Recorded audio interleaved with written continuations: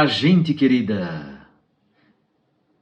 Hoje é terça-feira, dia 13 de junho. Nós estamos na 10ª semana do Tempo Comum.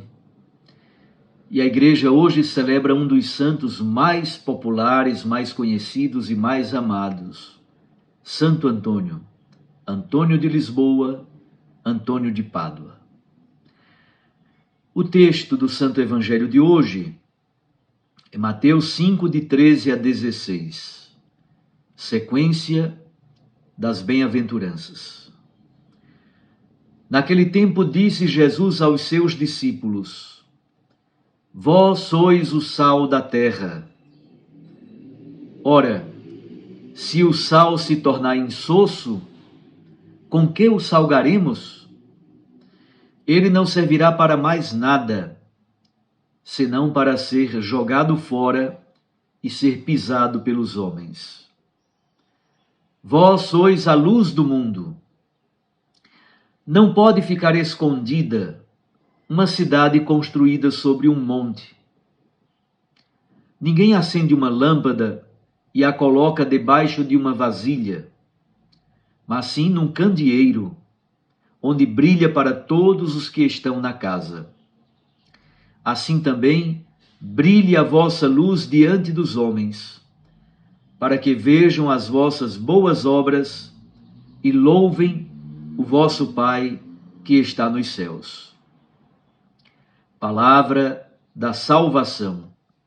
Glória a vós, Senhor.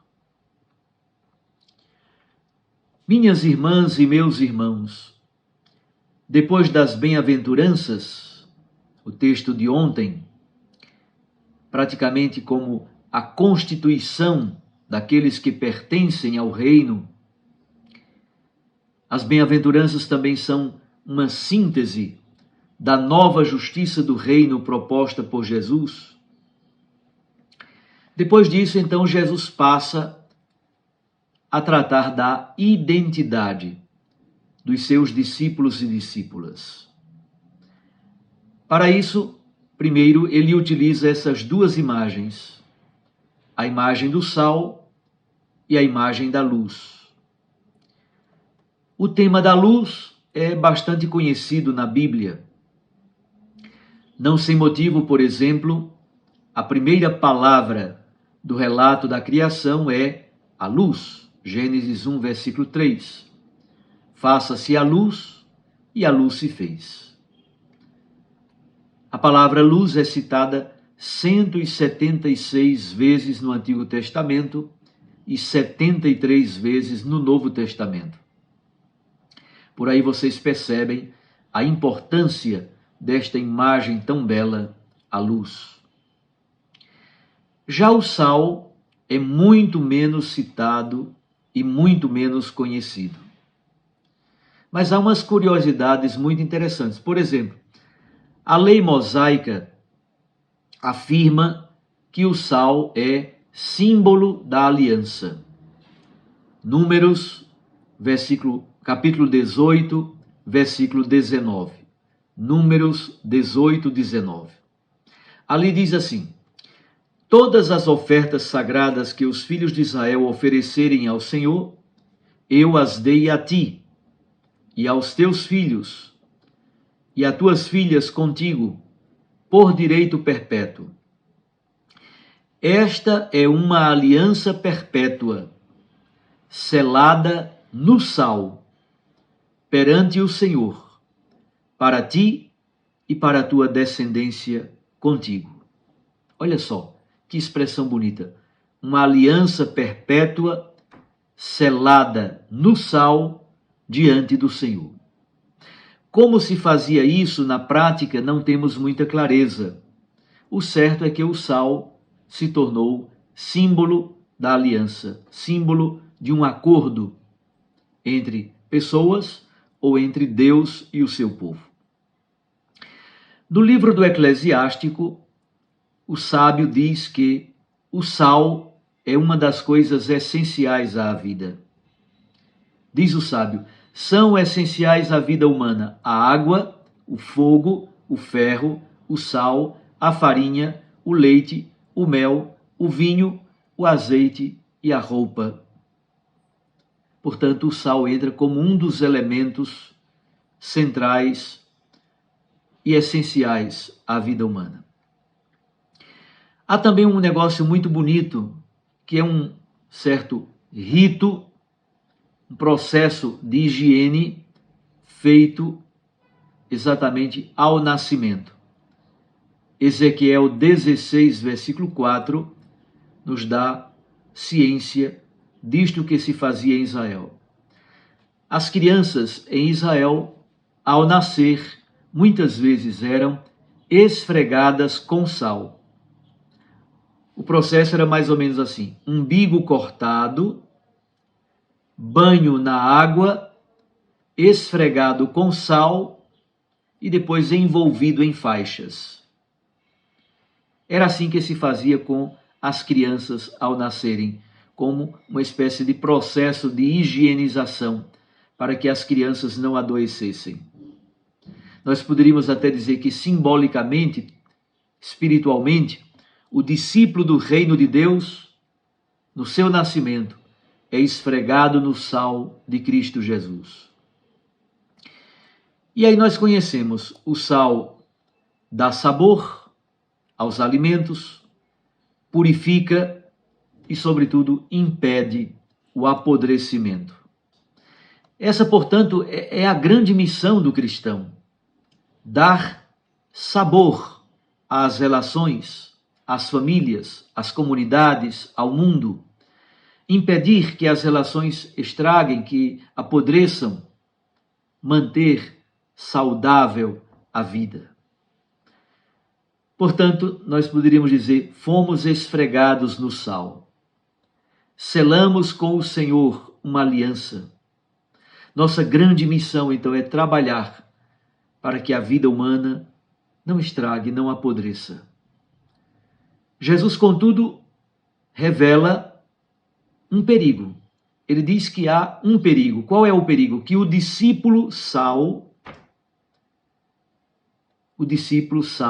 pode perder o sabor, pode perder a força, pode perder o encanto, pode perder o elan, pode tornar-se insosso e sem serventia.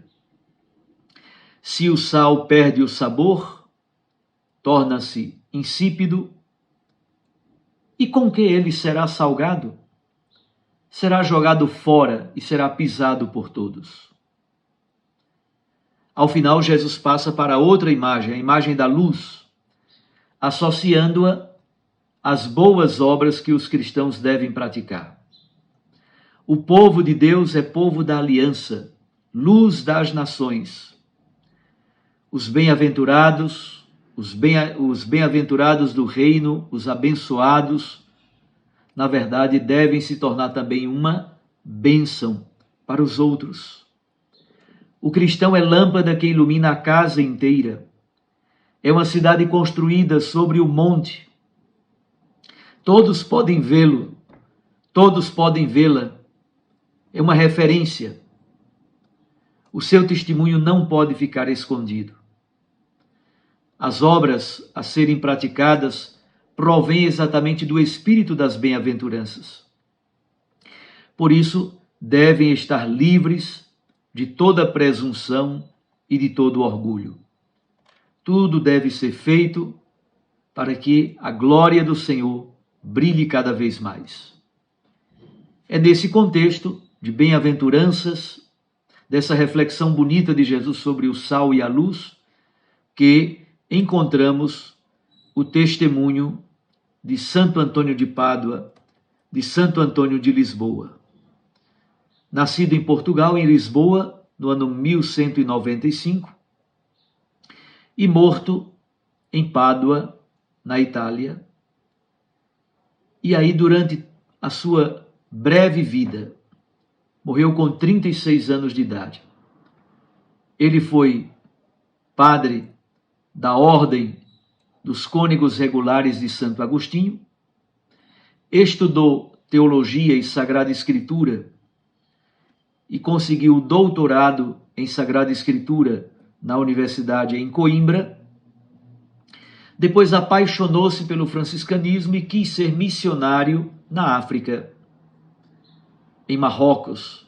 Chegando lá, adoeceu e na viagem de volta para Portugal, o navio no qual ele estava sofreu um naufrágio e ele veio parar em Palermo, na Sicília, no sul da Itália. Ali associou-se à comunidade franciscana, inicialmente em Messina, depois subiu até Assis, dali se tornou um grande pregador da palavra de Deus na região da România e finalmente se estabeleceu em Pádua. A partir daí, ele se tornou um grande missionário no norte da Itália, no sul da França, até um pouquinho no sul da Suíça, grande pregador da palavra, amante dos pobres, amante da palavra de Deus, amante da natureza, amante da missão. As suas pregações conduziram muitos irmãos e irmãs à conversão. O confessionário de Santo Antônio estava sempre cheio. Inúmeras filas e filas o procuravam para fazer uma experiência de confissão sacramental, mudar a vida e seguir Jesus mais de perto. Morreu muito jovem, aos 36 anos de idade. Deixou um legado tão bonito de pregações. As pregações de Santo Antônio são famosas. Os seus sermões, ainda hoje, são obras verdadeiramente maravilhosas de teologia, de missão, e a sua fama de santidade se espalhou rapidamente. Então, no final da primavera de 1231, Santo Antônio foi acometido de uma doença, foi colocado numa carroça puxada por bois e foi transportado ao convento de Pádua. Mas antes de chegar em Pádua, num povoadozinho chamado Arcella, ele veio a falecer. Quando estava morrendo, ele suspirou e disse, murmurando: "Eu vejo o meu Senhor." Era uma sexta-feira, dia 13 de junho. O Papa Gregório IX queimou várias etapas do processo canônico em vista da canonização e 11 meses apenas depois de sua morte, no dia 30 de maio de 1232, Santo Antônio foi declarado santo. E em 1946, ele foi declarado doutor da Igreja com o título de doutor evangélico. Santo Antônio é o padroeiro da nossa Catedral Diocesana aqui em Garanhuns. Que o exemplo de Santo Antônio, de sal e de luz, também nos inspire e nós desejemos mais e mais servir o Senhor e testemunhar o Evangelho. Um grande abraço a você, fique com Deus e com sua Mãe Maria Santíssima. Eu os abençoo, em nome do Pai, do Filho e do Espírito Santo. Amém. Até amanhã, se Deus nos permitir.